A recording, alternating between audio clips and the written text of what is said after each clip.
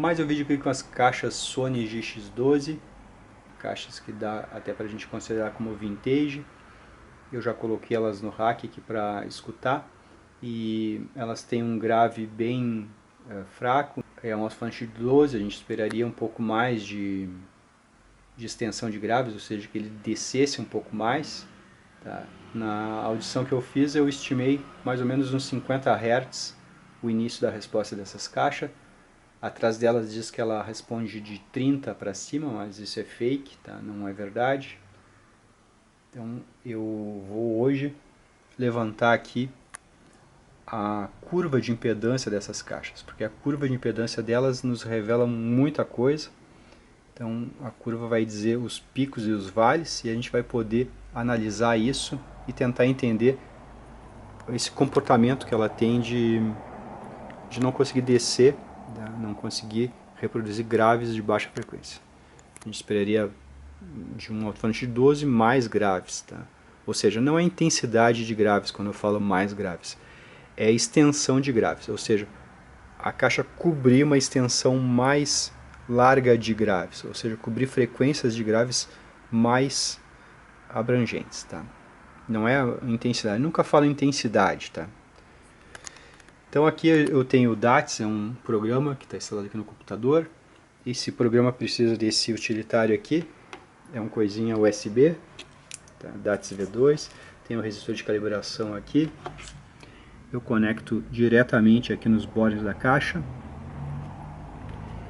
E esse software aqui comanda aquele utilitário e faz o levantamento da curva de impedância. Então eu vou clicar aqui, ó, por exemplo, impedance sweep, e eu vou ter o gráfico traçado na tela. Ela vai gerar todas as frequências de 1 Hz até 20 kHz e vai medir a impedância que a caixa apresenta para cada uma dessas frequências. Então eu vou fazer aqui. Então a gente tem esse ruído aí que ele faz, tá? Eu vou desligar aqui o gráfico de fase, tá? A gente não precisa dele por enquanto. Então tá aqui a curva de impedância dessa caixa. Já percebi que é uma curva bem estranha, porque estou achando aqui o pico de impedância do woofer está em 21 Hz com apenas 9 ohms, está muito baixo, tá? Muito baixa a frequência e muito baixa a impedância. Geralmente esses picos de impedância do duto são altos, tá? Aqui deu um pico bem baixinho em relação aqui à impedância, quer dizer, a resistência ôhmica desse alto-falante, tá? Desse woofer, 4,7 ohms.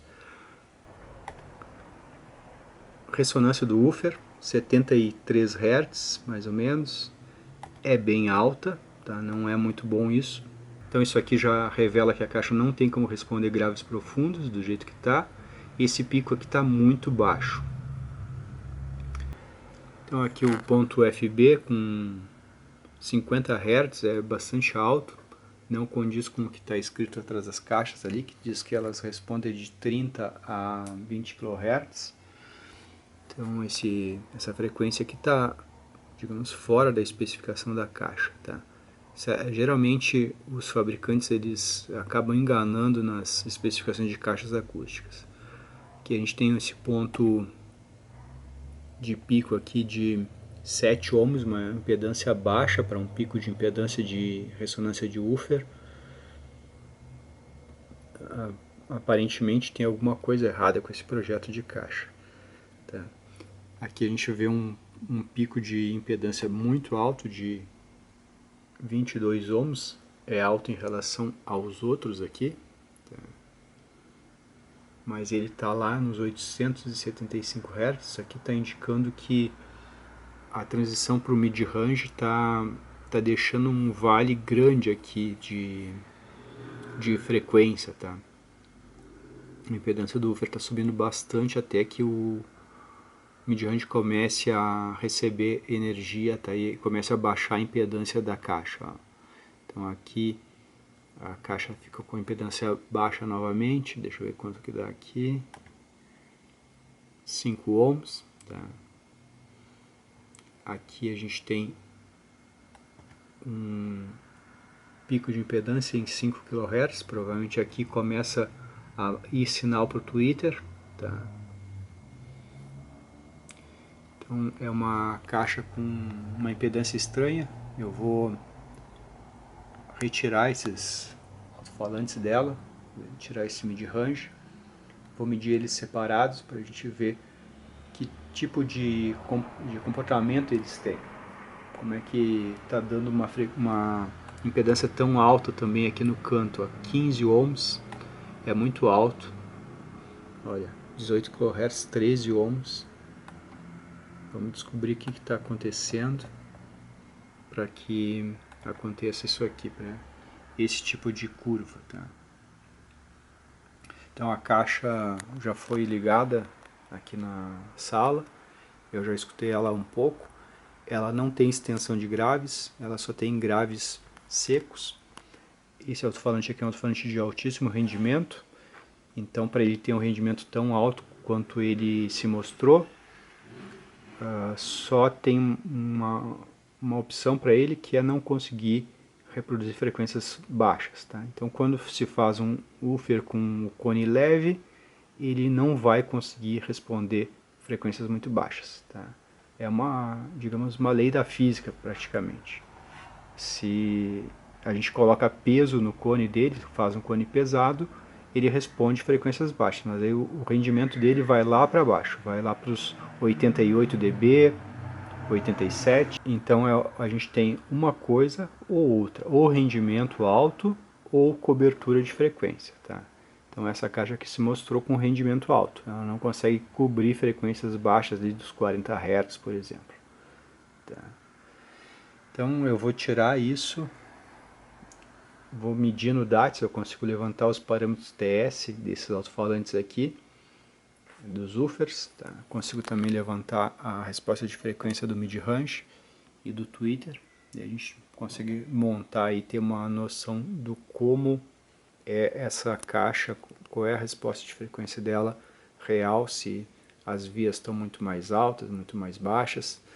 Ela tem esses ajustes aqui, de repente isso aqui também está estragando o rendimento da caixa, de repente esses resistores são somente resistores em série, então isso aí faz o crossover não funcionar direito, tá? Então o corte fica variando. Isso aqui teria que ser L-pads, se não forem L-pads, eles não vão fazer o trabalho como tem que ser feito. Tá? Então o L-pad ele tem que manter a impedância do alto-falante para o crossover. Então ele mantém a impedância constante desse cara aqui. A mesma coisa aqui do mid-range. E resistores em série, isso aumenta a impedância que o crossover enxerga, então isso vai mudando o corte de frequência. Tá?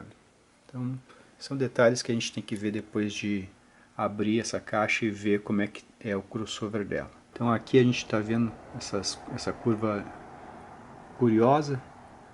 A gente vai ter que desmontar para descobrir o que tem aí dentro, o que está fazendo essas curvas ficarem assim.